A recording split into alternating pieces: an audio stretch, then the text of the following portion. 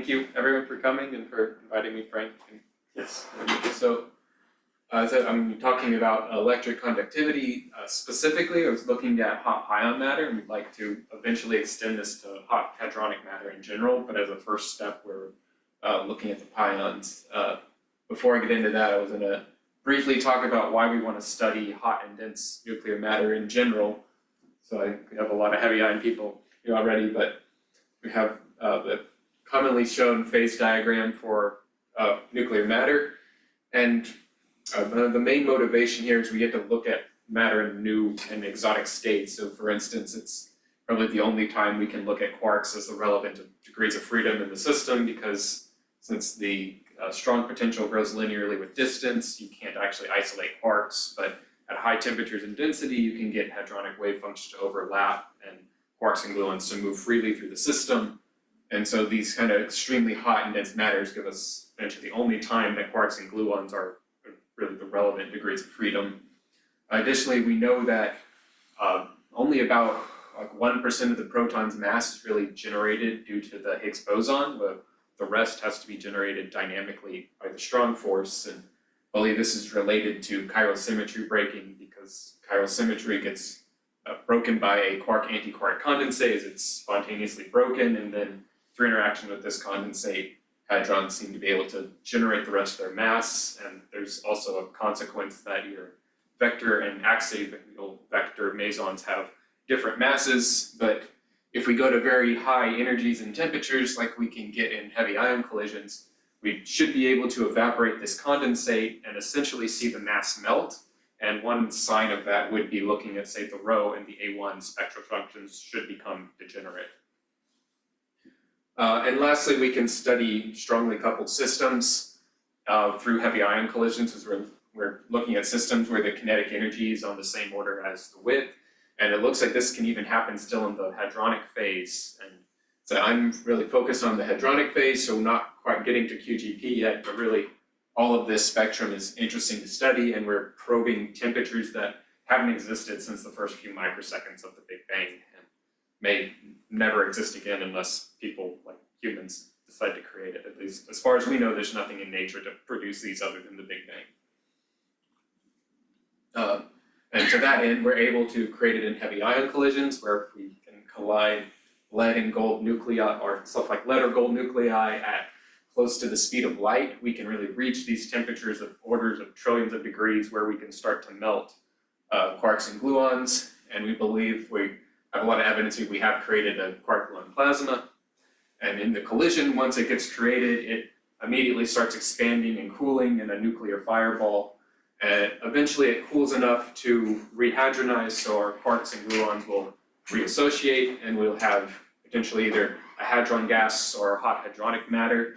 I know there's some dispute over whether it's truly a gas or more of a liquid, but eventually it'll continue to cool until you have chemical freeze out where inelastic collisions stop, and eventually then thermal freeze out or kinetic freeze out where you stop elastic collisions as well before particles get to detectors.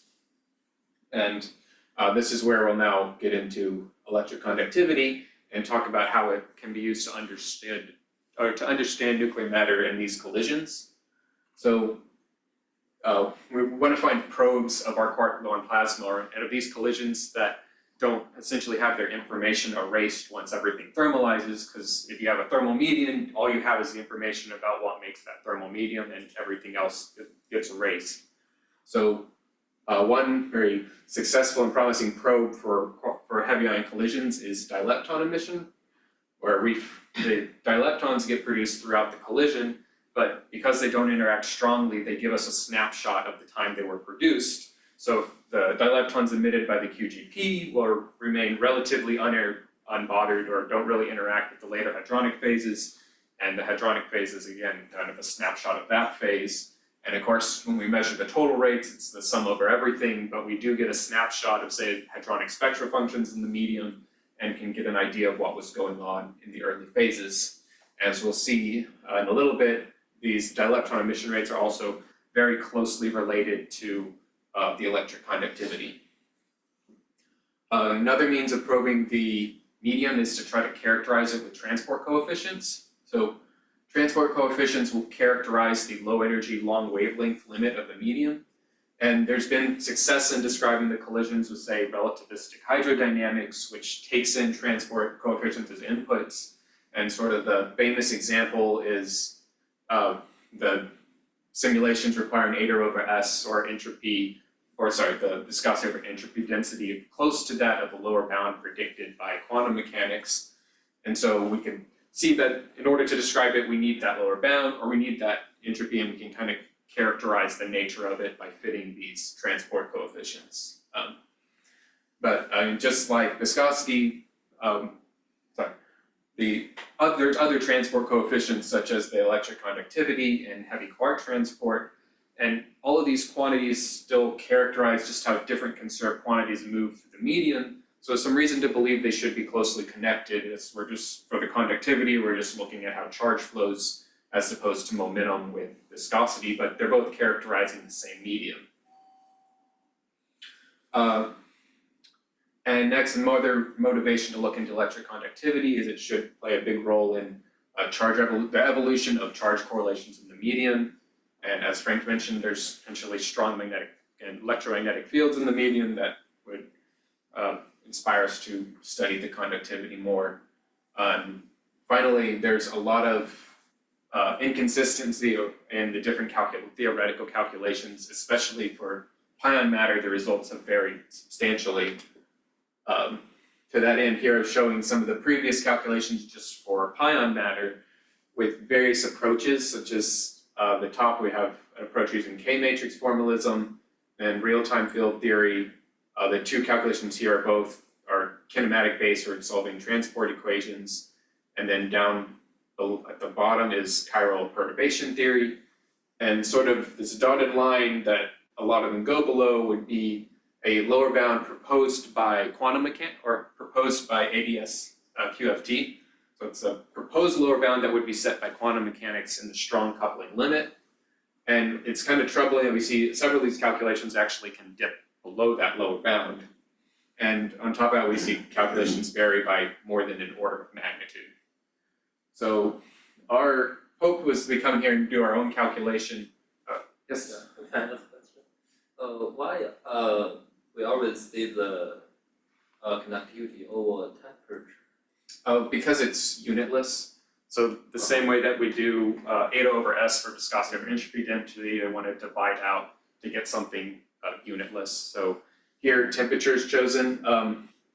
Actually, we'll see a little bit later, it may be better to look at conductivity over charge susceptibility because sigma over T is actually dependent on the number of degrees of freedom. So actually comparing to this lower bound, which is sort of a spoiler for later, isn't quite fair because there could be a better comparison, but the sigma over T is inspired to make it unitless.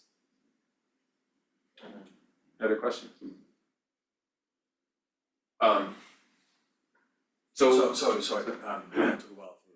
So you're saying that the lower limit in this plot here is actually as a function of T, sigma over T, it's not a flat line, or it is? This is a flat line for sigma over T, so that may also be some of the inspiration. I know one of the main motivations here to change is we want it to be unitless, but I guess there's multiple things you could divide by. So it probably would be fair to say that for this particular plot, it was chosen to make that a flat line. But again, it's probably not the best way to scale it because, especially when comparing to the lower bound, because it depends on degrees of freedom. From your model determination, will it be easier for you to extract the eta over T?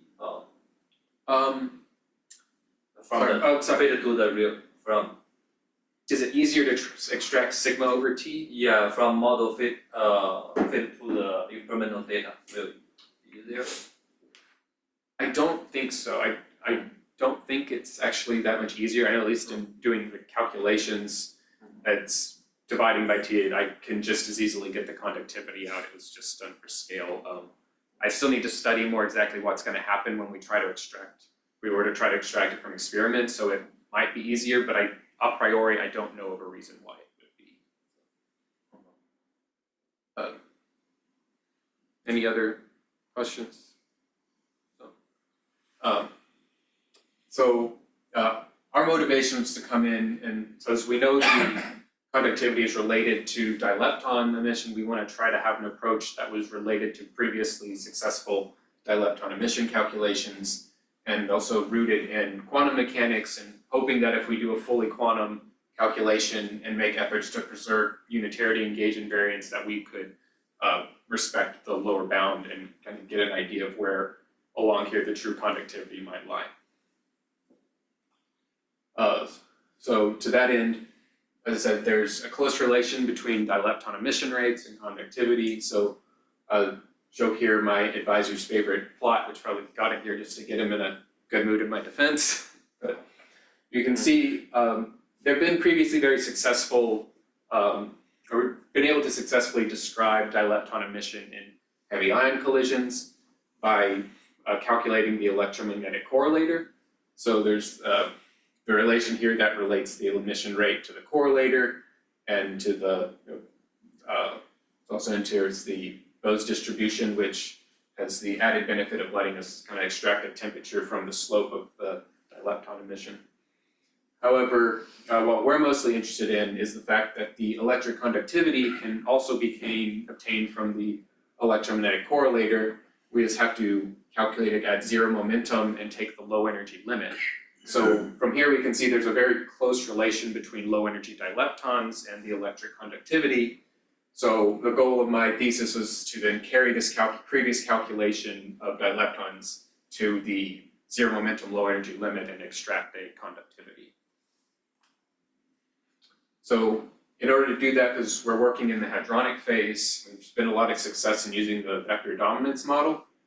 So in this model, we modeled the EM correlator as a virtual photon coming in to probe the medium. But before this virtual photon can interact with the medium, we assume it couples first to one of the neutral vector mesons, so the rho, omega, or phi. And then that vector meson interacts with the medium. You can see in this case, the interaction is given by sigma rho here, which is the rho meson selfenergy, which is a function that characterizes its interaction with the medium and the vacuum. And then we reconvert it to a rho, and then we emit our virtual photon.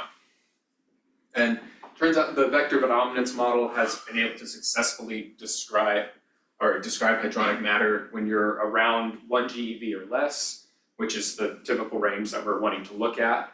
And furthermore, we've also been found that the rho meson really dominates over the other two vector mesons, that they end up getting suppressed. So to a very good approximation, we can say that the correlator is roughly proportional to the rho meson propagator. So the rho is the dominant because the mass or the Partially. G factor. So no, it's actually the G factors end up canceling out later. The reason it's really suppressed is due to the isospin states, that once you average over isospin, the omega picks up an extra factor of 1/9, so you get roughly a factor of suppression by a factor of 10. The phi picks up an extra factor of 1/3, but it also involves strange mesons and has a significantly higher mass, so it ends up being suppressed. So omega and the rho actually have pretty close to the same mass. They're not that far off. Yeah. So it's really due to isospin averaging that it gets suppressed.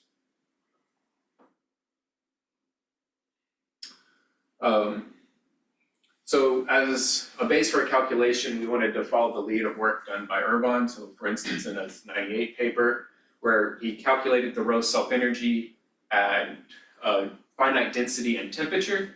So he was focused on the effects of nucleons and considered, or he started initially from taking the vacuum rho meson, which has been found that there are two diagrams necessary to maintain gauge invariance in vacuum. The first involves a rho decaying into two pions and recombining, and this diagram really characterizes the energy dependent width of the rho and can give it's a complex diagram and can give you the width because the self-energy is just the width times energy, and also gives a modification to the mass. And there's also a tadpole diagram that's necessary to maintain gauge invariance, which is purely real and just gives a constant shift to the mass. But it's been shown that in order to maintain gauge invariance, we just need to ensure that the rho self-energy is four-dimensionally transverse, or it's Q mu times the self-energy equals 0. And this can be done by including at least these two diagrams in vacuum. So what Urban then did was introduce nucleons. So initially just at finite density, so allowing the pion cloud here inside of the rho or the pi and tadpole loop to interact with nucleons, and eventually went to finite temperature and considered thermal pions being able to come in here and collide with the rho and create a pion resonance, or to put another way, you allow a thermal pion to absorb your virtual rho, and then this intermediate pion interacts with the medium. However, Urban only considered these cloud or intermediate pions interacting with nucleons. He never calculated pi scattering actually in the medium. So that's when these pions could interact with nucleons, but not with other pions. And when we want to go to look at the conductivity, we're looking at low energy phenomenon, so we expect the low mass pions to have a large effect on the conductivity. So what I want to do now is introduce the pi interaction into to the pions to allow it to be, including the pion self-interaction. And as the first step to that, we're just looking at a pion gas, and would like to eventually also include the work from Urban with nucleons. So briefly, I'm going to show what is the general form of the rho self-energy that was constructed from the Lagrangian given here, where we have the vacuum, and then we have the pi rho interactions given in the second line. So basically, it can be constructed by just taking your pion and rho propagators. So for instance, this first integral gives the pi loop from the last slide. And we have two pion propagators. A priori, we don't allow them to interact. So this I epsilon in the propagator is just infinitesimally small. So as a starting point, these are basically sharp pions, or they're just a delta function with no interaction. And we also have so in the numerator, we have energy terms from the vertices and the coupling constant out front, which is also related to the vertex. So that term is generated by the 3-point vertex, as I call it, or the rho pi interaction. And similarly for the tadpole, we have a 4-point interaction, which gets generated by the 4-point vertex, which is just the rho pi interaction, and gives the g mu and the g squared in the integral. And we only have one pion propagator. So this kind of sets the stage for our rho meson in vacuum that we then want to introduce finite temperature effects to. So the first thing to do is to start at the same place Urban did and allow the thermal pions to absorb our virtual rho, or in other words, allow the rho pi scattering into an intermediate pion. That can be included just by using the imaginary time formalism. You replace the energy integral with a finite summation or a Matsubar over Matsubar's frequencies. We can get finite temperature effects, and I don't want to get a whole lot into the math. I just want to point out the general form of the imaginary part of the rho self-energy. So the imaginary part of the rho self-energy is really what we want to focus on, because it has a more direct physical interpretation, that it's just related directly to the width of the particle. And we see that when we look at the imaginary part at finite temperature, I can break it down into two cuts, which are just different physical processes. So the first I'll refer to as the unitarity cut, just gives the rho to pi decay and its Bose enhancement. And we can see that in the last line here, which is given our now finite temperature effects. And these F's are the Bose distribution. And you can see that we have a 1, which is just the vacuum contribution, and then plus 2 thermal terms for the Bose enhancement. Alternatively, the second term, referred to as the Landau cut, is what gives what I'm talking about with the rho pi scattering into an intermediate pion. And again, could also be viewed as a thermal pion absorbing your virtual rho. And it is a purely temperature effect, which we can see by looking at the Bose factors, since if we drive temperature to 0, this term just goes away while the first term sticks around because of the 1. And we see we have two Bose factors, so we have the probability of finding a pion with a given energy and a detailed balance term relating to a thermal pion emitting a virtual row. So interestingly, and as actually should maybe be expected, if we try to extract the conductivity at this point, we find that we can't actually get a finite conductivity. And that's because neither of these cuts can produce a finite conductivity for q vector equals 0. So if we look first at the unitarity cut, this is just rho to pi pi decay, which has a threshold at 2m pi, because you have to come in with at least 2 times the pion mass to produce 2 pions if we're looking at sharp pions. So you'd see that below this threshold, it's just 0 and can't contribute to the conductivity. Alternatively, we see that for the Landau cut, at least for any finite q naught, this interaction is also forbidden for sharp pions, since if we look at this interaction, we would have to violate conservation of form momentum in order to keep both of these pions on shell. Basically, if we enforce the on shell energy condition for the first pion, we can no longer enforce it for the second pion because of this extra energy brought in by the rho. That these two cannot be simultaneously on shell unless q naught equals 0. But as it turns out, when q naught equals 0, this term just gives infinity, or it just becomes a delta function. So we're just looking at a delta function at 0 if we're looking to have non-interacting pions, which may have been expected because if the pions don't interact, it means we're just probing the ideal gas limit, and we should get an infinite conductivity. Where things become interesting is where once we allow these pions to interact, we can spread that delta function out, and that's what actually produces the transport peak where we can extract the conductivity from. So as a first approximation of the pion, the electric conductivity, we can just assume that the pions have some small but constant width. So if we go back to my EM correlator diagram, now we're still having our virtual photon coupled to a rho. Thermal pion absorbs the rho, and now we're allowing some interaction in this intermediate step, which we can then emit. So, and the simplest thing to do is to just put in a constant width. And if we assume this width is small, we can basically approximate one of these pion propagators with a delta function. And when we do that, we can get a rather simple expression for the conductivity. I should also point out the pion propagator, once we include a constant width, takes a different form where we've now replaced that I epsilon with k naught times the width. But briefly, a few things about this approximate form. First of all, it's a fairly common expression that there's either this exact expression or similar ones show up in a lot of the papers for the pion conductivity. And they have the form of it's proportional to 1 over temperature. There's a term here, the V, which is just the velocity of the pion, and a thermal factor that is integrated over.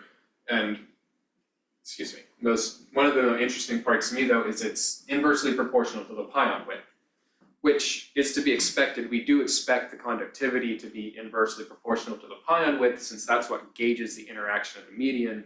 And if you have more interaction, you should have a lower conductivity. However, we also expect that there is some limit to this, because in the strong coupling limit, if we drive our interactions up to infinity, quantum mechanics still predicts there should be some lower bound. So it is kind of a problem with this equation that if we were to drive the width to infinity, we get a 0 conductivity and would violate the lower bound. So in order to solve this, or at least the first step we want to take is to go beyond this small width approximation and actually put in an energy dependent self-energy into here to calculate it, or to calculate an energy dependent self-energy, and also address both of the pion propagators in this expression and not approximate one with a delta function. I'd like not to follow the explanation for the upper, the gamma. So the rho reflect the hadronic fraction of the photon, right? Yes. So because the gamma interact with the medium y the rho. Mm-hmm. Yeah. So and then the pion is the particle inside the medium. Yes. And then what happens on that solid point? What is So that? this Yeah. solid point here is basically just the gamma pi. So well, this is, I didn't draw it out here because I'm about to get to in a little bit, but it's basically we're coming in with another thermal pion here and creating some resonance, some interaction, which is then re-emitted. I didn't say, as part of the point of this diagram is you really need two thermal pions in order to probe the conductivity. You have to have some initial pion that absorbs your virtual rho to couple your photon to the medium, but then you need a second pion to collide with that in the median to produce your actual interactions inside. So this bubble really is your medium interaction, or it's the pion's width, or its self-energy, maybe the better way to put it. Does that answer your question? Okay. Sorry? Because to my understanding, that pion should also be in the medium, right? Or here? Yeah. Yes, this does also interact. So in this is essentially the small width approximation where this initial essentially thermal pion I'm assuming is sharp in this approximation, but in the full calculation, yes, both of these pions need to be dressed in order to do things fully self-consistently. These really do need to be treated symmetrically. This is just the first approximation in the small width limit, which works fairly well for pions because the width is pretty small. So does that answer the question, or did I misunderstand it? Yeah, I'm some kind of understand, but sometimes not. I think the point is that and correct me, that in order for these interaction with the medium, you actually really need two pions. I think that's what he's trying to say. Yeah, or at least a second thermal particle. Yes, right, you need a second Yeah. thermal one.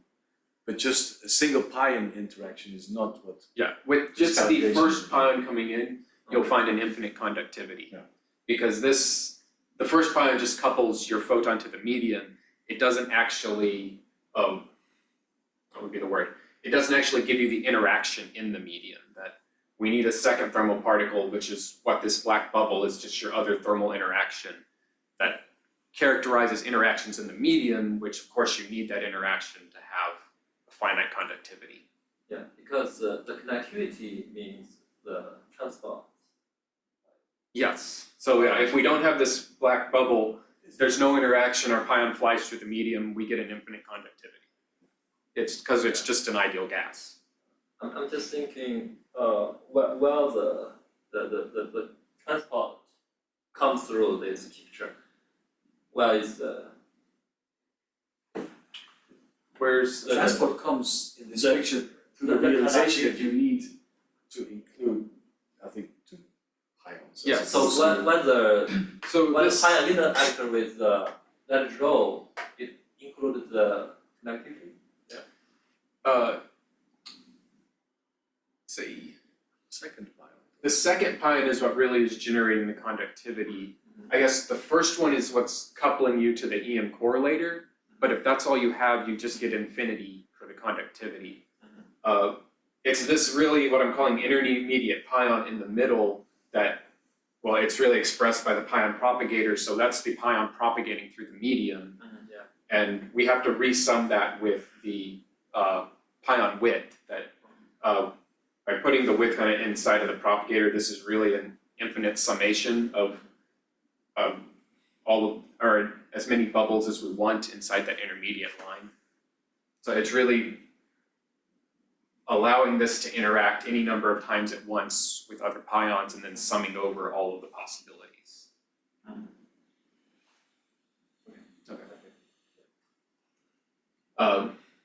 So it's saying we want to go beyond that small width approximation and actually calculate an energy dependent self-energy and also to dress both particles. So that's now shown here just with the rho self-energy, where I want to now now explicitly calculate what happens when we come in with a pion that then scatters off with a thermal pion through various resonances.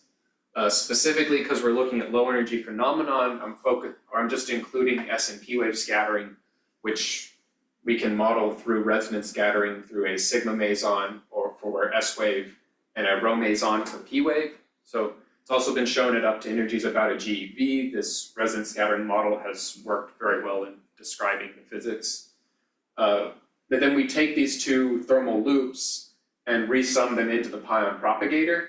So we now have our Pion self-energy in here instead of an I epsilon, which again, as I mentioned, this is really resummed to infinite order inside of our Pion propagators. So we're summing over all the possible interactions loops that these Pion propagators can go through, or at least through our two bubbles. The problem comes in is that, or the problem we now arise to is that addressing these Pion propagators violates gauge invariance. Oh, sorry, I skipped a step here. So to calculate our Pion self-energies, we fit our coupling constants and our form factor cutoffs to S and P wave scatter phase shifts. And then we compare our pi cross section to the experimental one. So the Pion self-energy is related to m pi here, which is the forward scattering amplitude, which is in turn related to the pi cross section. So as a check of our Pion self-energies, we compare our cross section to the experimentally measured one and also have cross sections for other results. And the cross sections seem to be in fairly good agreement with data. We are a bit smaller than a lot of these points, but we also don't include all of the possible resonances we could scatter through, because as I mentioned earlier, whenever we include more resonances, it violates gauge invariance and more work has to be done to try to correct for it. So we try to, at least in this step, to just consider the two lowest line resonances, which still gives a fairly good agreement with the measured Pion cross section. Okay, so to the end, what I was saying before, addressing the Pion propagators actually violates gauge invariance. So this can be seen by looking at Ward-Takahashi identities. So as I mentioned earlier, if the rho is four-dimensionally transverse, then gauge invariance will be maintained.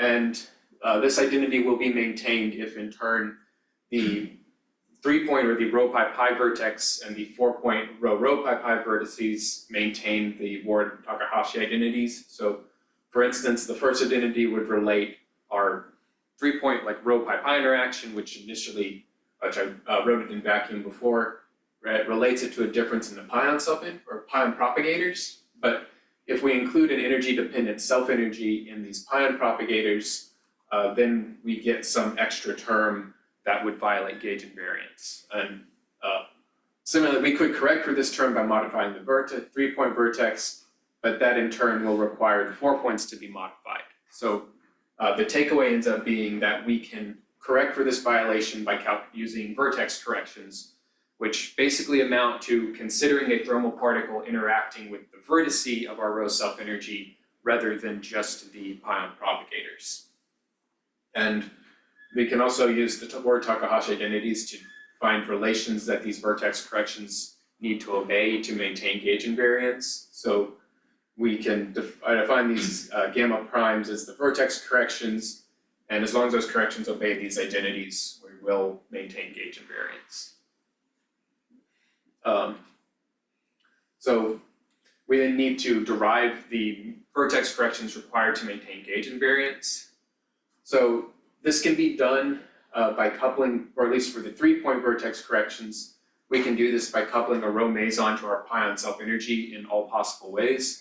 So for instance, we can get a correction if we couple a rho directly to the vertex here, we can get a diagram like this. Or if we couple to the other side, we get a bubble on the other side. Or we can couple one directly to the Pion propagator or directly to the rho propagator. And then, of course, this isn't the only self-energy I'm looking at. I also need to consider when there's a sigma here and I get a correction where I can couple directly to the Pion. So the takeaway is I end up finding 5 3-point vertex corrections necessary to maintain gauge invariance. You might notice 4 of these involve a rho meson, which I've drawn with the curly, and only 1 a sigma meson. So because the sigma is an S-wave resonance, we had a much simpler model for that self-energy.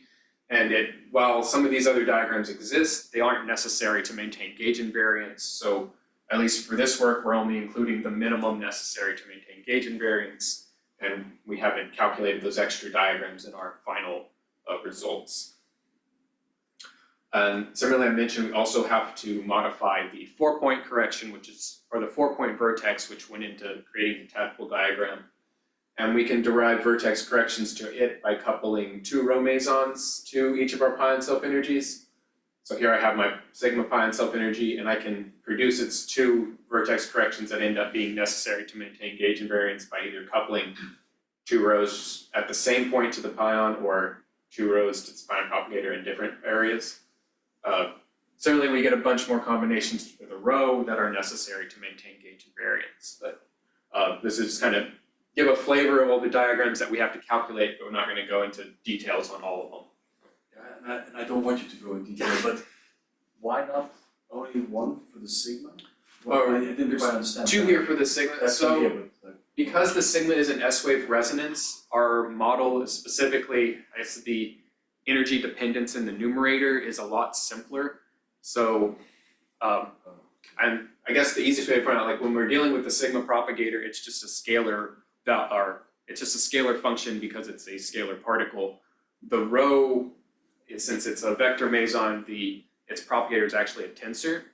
And it turns out that in order maintaining gauge invariance with it requires a slew of extra diagrams to make everything work out. Like it essentially comes down to the fact that we used a simpler model because it's an S-wave, and we could get away without calculating these extra diagrams. And it turned out they weren't necessary to maintain gauge invariance. I think some of the analogs here may also be forbidden, but basically we checked that they aren't large and they aren't necessary to maintain gauge invariance, so we ignored them for the time being.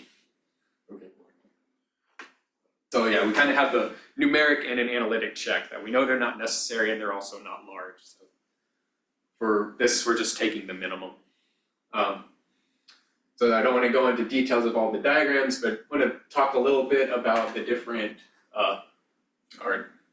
issues we had to overcome in these calculations. So the first thing we noticed is that these vertex corrections contain their own intermediate particles, and that these intermediate particles need to be dressed if we want to obtain a finite conductivity.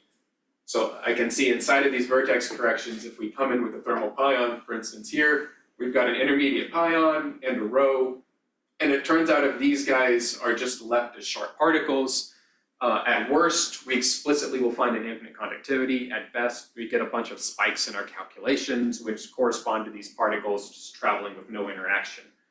And similarly for the sigma, we also would need to have a width. So we had to go in and put widths on at least all the intermediate particles. Our thermal pions don't actually have to have a width.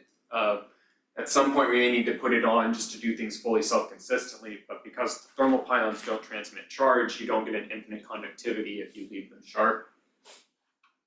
So we went through and dressed propagators. However, we do run into the issue that dressing the rho and pion propagators violates the ward identities. And as with the previous conversation, we can dress the sigma without violating the ward identities because its simpler structure meant that it turned out we didn't actually violate anything. However, for the pion propagators, we can in principle correct for this violation by adding a width, by handling everything fully self-consistently. So what I mean that we'd have to dress every pion propagator in the calculation, which would mean dressing these. Of course, we're dressing it with a pion self-energy, which then at some level would have to stop dressing and have sharp pions inside of that pion self-energy. But in principle, we can just keep carrying this self-consistency relation on. But yes, the real point is it's not just the pion propagators. We also have the rho pi pi vertices inside of our vertex corrections. And to do things fully self-consistently, we should be dressing these with vertex corrections themselves. And if we were to carry that out, it would mean we have to calculate, you have infinite orders of vertex corrections we could calculate. And if you carry it out to infinity, gauge invariance will be maintained. Of course, we do of course expect diminishing returns at each level of vertex corrections. So for this work, we just calculate the first order corrections to gauge how big of an impact they are and see if we want to calculate higher order corrections in the future. As for the rho, it can also be corrected with more vertex corrections. However, the violation only occurs in corrections where we have multiple rho propagators, and because of these propagators are roughly proportional to 1 over the rho mass squared, any diagrams with multiple row propagators are heavily suppressed. So we've seen this both analytically and numerically, that these diagrams are heavily suppressed and had intended to drop them from early on in the calculation. So the fact that we now find they also violate gauge invariance isn't hugely concerning, because we know that they're already heavily suppressed.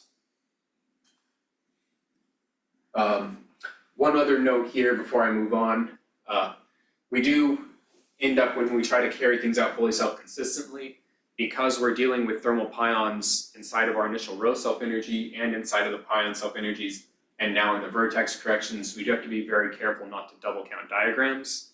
And it took a while, but there was, at one point I had to look through the calculation and see there's actually a lot of double counting when we try to turn these diagrams into row self-energies, but once it's all removed, gauge invariance is still maintained. So similarly to with the sigma, our approach of coupling row mesons gives us a set of diagrams that maintains gauge invariance, but it doesn't give the minimum set. So next is there are some issues that we run into when introducing form factors. So this was also seen by Urban, who used non-relativistic approximations to write form factors only in terms of the lab momentum. So this let him basically write his pion self-energies as a function of k times a form factor that just depended on momentum. And he interpreted this as basically coupling a heavy pion between the pion propagator and the thermal loop. And you can use this to also derive form factor corrections to the vertex corrections by coupling in heavy pions to the external pions. But what he found is the momentum in the propagator, in these heavy pion propagators for the self-energy, are not the same as what you get for the vertex corrections. So you can see one of the pion propagators in the vertex corrections has a q plus k as its form momentum. And basically, without to get too much details, the fact that these are different ends up violating gauge invariance. And for Urban, the way to correct for this was fairly simple, is that when deriving vertex corrections, he also had to consider what happens when you couple a row meson directly to the heavy pion. And when you do this, you can generate some extra vertex corrections, and if they're included, you maintain gauge invariance. And similarly, he generates extra ones for the 4-point corrections. However, this causes a bit of a problem for us because for Urban, the nucleon was much more massive than the pion, but for us, we're looking at 2 pions. So we can't really take the non-relativistic approximation and use the lab frame without introducing spurious momentum dependencies, because what really should scale the form factor is the relative momentum between the 2 pions. So we opt to instead use the center of mass momentum inside of our form factors, and we kind of have to accept that this does introduce a violation of gauge invariance. However, that violation is on the order of the difference between the 2 form factors used in the self-energy versus the form factors. And that in turn is proportional to a difference in our QCMs divided by our form factor cutoffs. And because we're specifically looking at the electric conductivity, this difference in QCMs is on the order of a few tens of MeV, while the form factor cutoffs are on the order of a few hundred MeV. So we expect this violation to be suppressed. This also kind of makes intuitive sense, because the point of a form factor is to tame the high energy behavior while leaving the low energy behavior fairly unmodified. So we still calculate the extra diagrams that Urban found to correct for the form factors. It's not clear that they're going to, or we know they won't perfectly correct for a violation of gauge invariance, but it gives us an idea of the effect of this violation on our calculation. So we essentially just take the same diagrams that were used for the nucleons, but at the point where we couple to the thermal loop, we replace our lab frame momentum with the center of mass momentum. So now finally we can get to the results. So first here I'm plotting the row self-energy, or minus the row self-energy, as a function of energy at Q vector equals 0 for a temperature of 180 MeV. This is before including vertex corrections. Just wanted to compare the Landau unitarity cuts and also have the vacuum on here. So as we pointed out before, the vacuum has a hard threshold. Once we go to put widths on our pions, we can actually push that threshold back. However, we're still essentially dead far before we get to any low energy behavior. And while this isn't a true threshold, it's still, see the unitarity cut's heavily suppressed. The Landau cut, on the other hand, essentially is generated by smearing out a delta function, so we get a huge contribution down at low energy and see that this Landau cut is really what dominates the conductivity. So converting those rho self-energies then into the EM spectral function, we have the EM spectrum function over Q naught. This is scaled such that the conductivity can be read off of the zero crossing. And we see that down at the rho peak, at finite temperature effects tend to broaden out our spectral function. We also get an upward mass shift. This is due to the real part of our rho self-energy. However, this is likely a consequence of the fact that we don't make an effort to preserve chiral symmetry. So we don't really expect this upward mass shift to be seen in experiments. We just need to conserve chiral symmetry or preserve chiral symmetry if we wanted to see something more realistic at the rho peak. The Landau cut, at the other hand, or down at the transport peak, we see that we start out very sharp and it broadens out with temperature. Not only that, it looks like there's a much larger change in the conductivity between 100 MeV and 150 than there is between 150 and 180.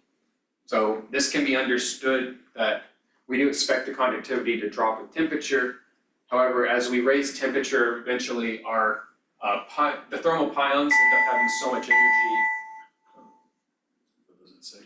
System will shut down in 4 minutes. Please reset timer. Is that my warning that I'm going too long? No, that's very impatient podium computer. Go ahead, sorry. Okay.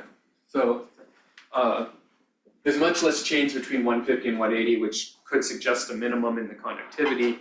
And at least in our calculation, this gets generated. So there's a misalignment of thermal pion energies with that of resonant particles. So essentially, if we remember the pion cross-section graph shown before, if we come in with a pion with too much energy, then we're going to be moving off of the rho peak and probing, or it becomes actually harder to scatter through the pi-pi scattering. Here's the first plot of conductivity before adding vertex corrections. And here showing what happens with the breakdown between the two different resonances, or another way to say it would see what happens when we only allow scattering through S-wave resonance versus P-wave scattering. And remember that when at the bottom there's the total, but remember the conductivity adds inversely, so when we're combining the measurements, it's the lower conductivity that actually has a bigger say in what the sum is. And we see that out at higher energies, the rho meson really dominates because we're probing energies out around the rho peak for our scattering. However, for low energy, it becomes harder to scatter through the rho meson, and the low energy but very broad signal resonance becomes very important. And so you can see really both of these resonances are needed to get to get a realistic shot of, or prospect at the conductivity. So now, finally, we can look at results with the vertex corrections added in. So in here I'm showing two different temperatures at 120 and 150 to see the effect of the vertex corrections. So at around the rho peak, we do see slight broadening. However, down at the conductivity, we only get a very small rise in the conductivity due to the vertex corrections, about on the order of 10%. Initially, it's a little bit non-intuitive that the corrections increase the conductivity, and our kind of initial thought was that putting vertex corrections should add more interaction and cause it to decrease the conductivity.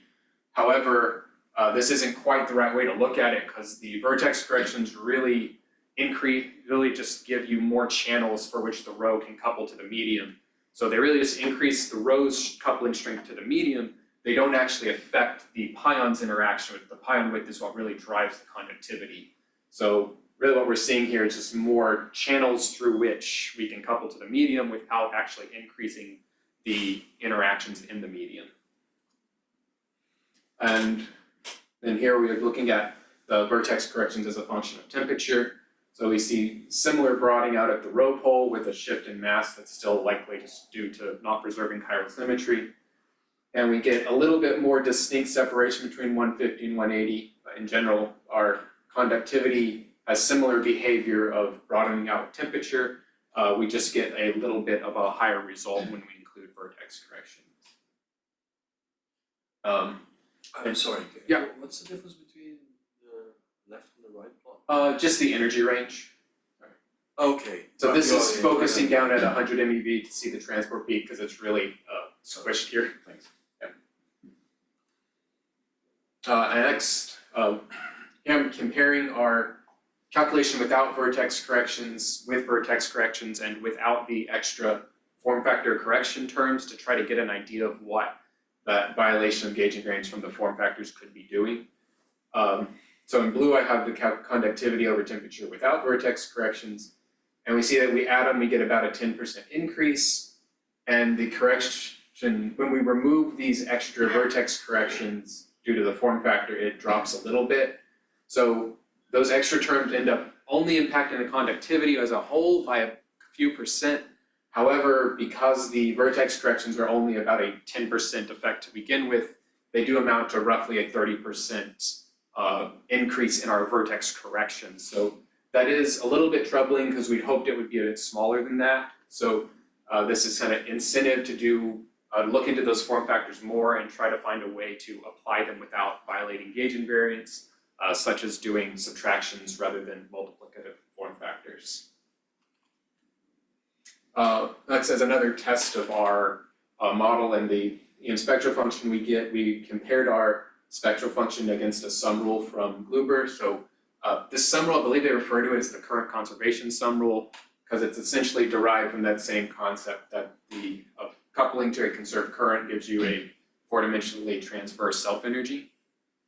And it says that if we integrate over our 1 over omega and times our EM spectral function, it should equal the same value we get in vacuum. So we calculated the percent violation of this rule for our three different methods of no vertex corrections, and removing those extra form factor terms. And but on the bright side, we do see it's consistently less than 1% violation of the sum rule. However, the vertex corrections don't in general seem to improve it, that at low energies, they make it worse, and they seem to maybe improve it a little bit for high energies. And the extra form factor correction terms also tend to make it a little bit worse, just more motivation to really fix the gauge invariance issue in the form factors. However, I do kind of take these the exact comparisons with a grain of salt because I'm not sure that our calculation right now, the numerical accuracy is high enough to really say distinguish between 0.36% violation and 0.33 violation, but we can say with confidence that we're consistently less than 1% violation of the sum rule, regardless of the method that we use. We just will likely have to calculate higher order vertex corrections and have more numerical precision to really compare the different approaches with the sum rule. Finally, we compare our conductivity to that of previous calculations. So this calculation, including vertex corrections, is given in the blue line. We see we really fall kind of right in the middle of the other calculations and agree pretty well with the 2017 Gauche paper. May point out that these are two different Gauches. They're completely different calculations.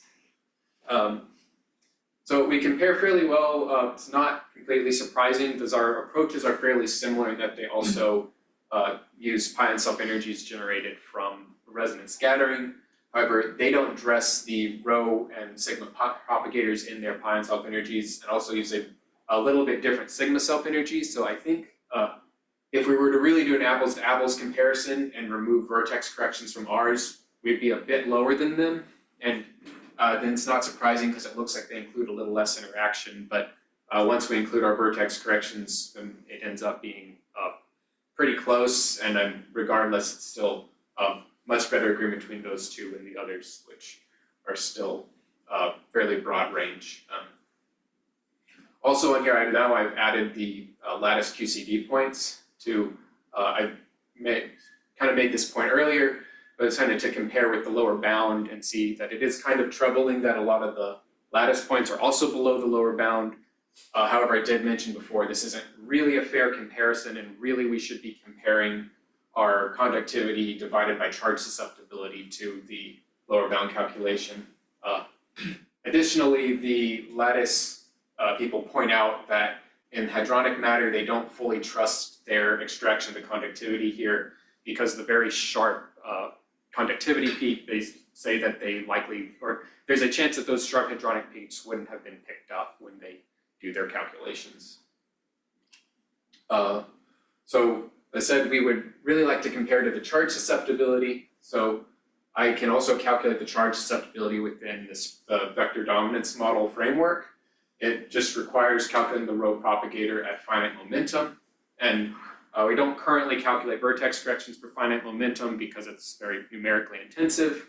And we've seen that it's only about a 10% effect. However, the formalism is capable of doing it if need be. So for the time being, we compare to this lower bound, which then becomes 1 over 2 pi t, by dividing our conductivity by the charge susceptibility that we calculate from the vector dominance model. So I think this is the last plot. So here we're comparing our calculation without vertex corrections divided by the susceptibility to our calculation with vertex corrections. However, as I said, both of these lines do divide by the susceptibility without vertex corrections, so they will probably be closer to each other if we accounted for vertex corrections in the red line. However, we can see that they're both comfortably above the lower bound, and additionally, we seem to be leveling off and reaching a minimum, while the lower bound does approach 0, like 1 over t in the high temperature limit. So it does appear that our calculation, at least in this regime, does respect the lower bound.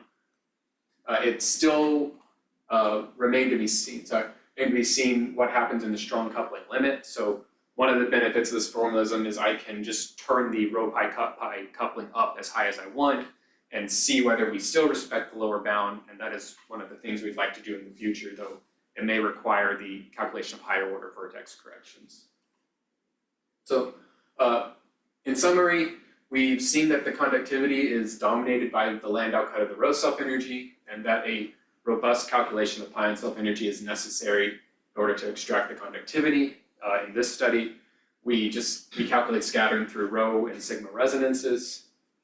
And we also calculated vertex corrections to approximately maintain gauge invariance, and seen they produce about a 10% increase in the conductivity, at least to the first order corrections.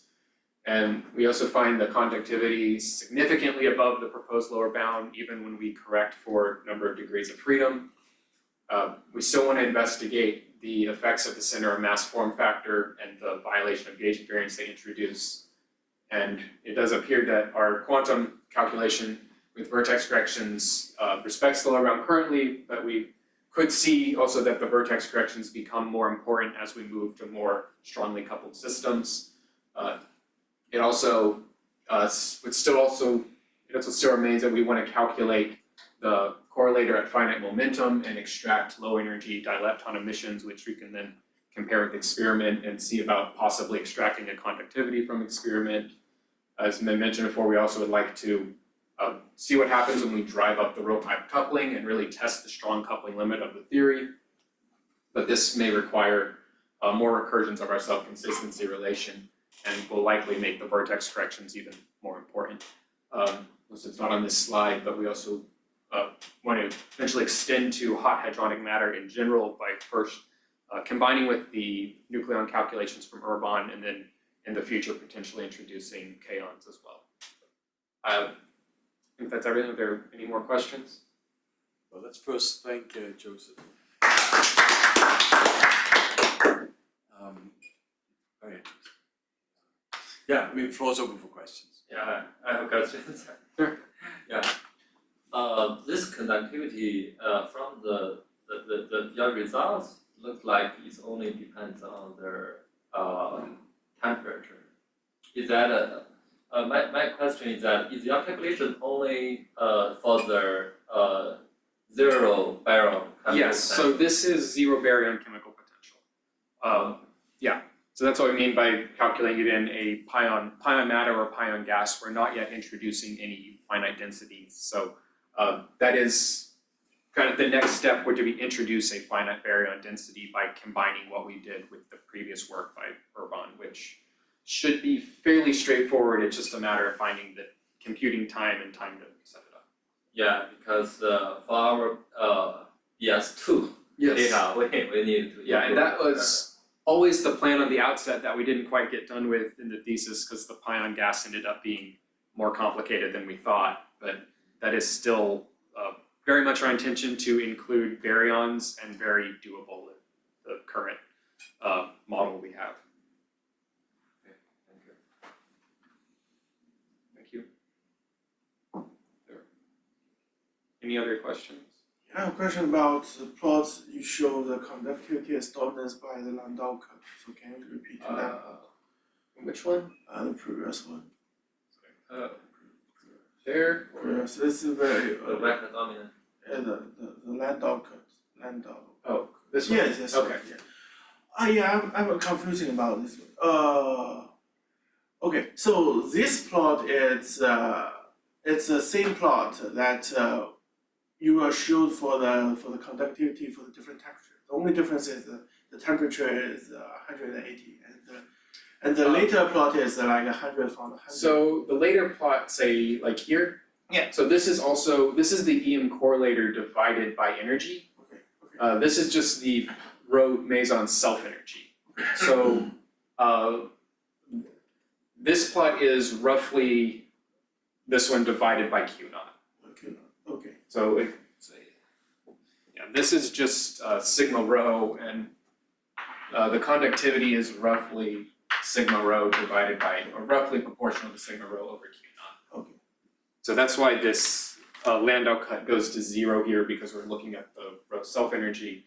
You have to divide by Q naught to get a transport peak. Okay. Another question is about the pion self-energy. The pion self-energy you only use for the pion, which is the interaction between the rho meson and the thermal pions, right? But not the thermal pion or the pion in the medium.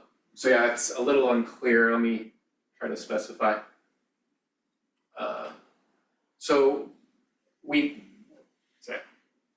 dress both of the pions inside of the rho self-energy. Okay. So, because this has to do with where we want to cut off our self-consistency relation, because we have to cut it off at some point. So we dress these two pions in the rho self-energy, like resumming the propagators to infinite order.